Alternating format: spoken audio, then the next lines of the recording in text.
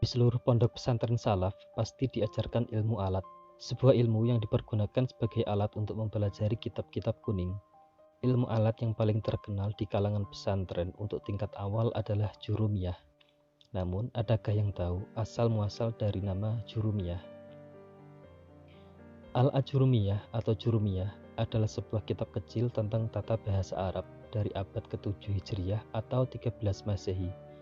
Kitab ini disusun oleh ahli bahasa dari Maroko yang bernama Abu Abdillah Siddi Muhammad bin Daud As-Sonhaji alias Ibnu Ajurum yang wafat pada 1324 Masehi.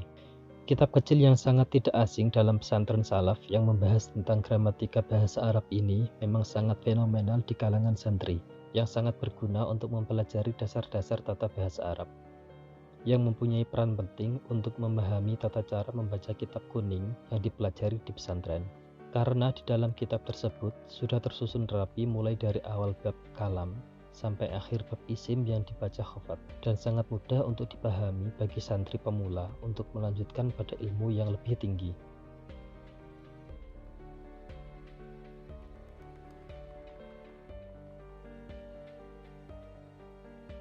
Kitab Jurumiyah mempunyai dua suku kata, juru dan miyah.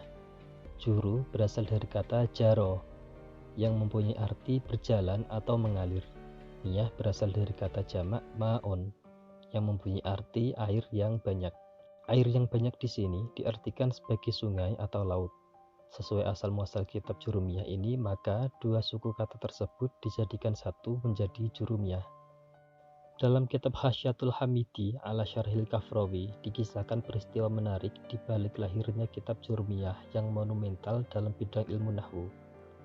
Diceritakan ketika Syekh As-Sonhaji telah menyusun kitab Jurumiyahnya, lantas ia melemparnya ke dalam laut, dan beliau berujar, "In kana khalisan lillahi fala yabulla." Jika kitab ini murni dibuat karena Allah Ta'ala, maka ia tidak akan basah.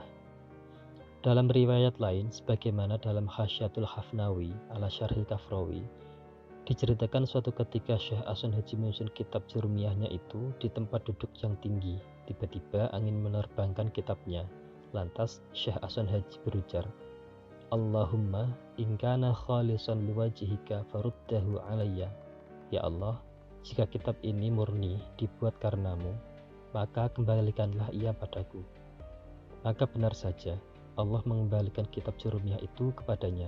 Kisah tersebut pada dasarnya menggambarkan kepada kita bahwa kitab Jurumiyah dibuat atas dasar keikhlasan dari pengarangnya, dan menjadi petunjuk bahwa di dalamnya terkandung keistimewaan yang sangat luar biasa.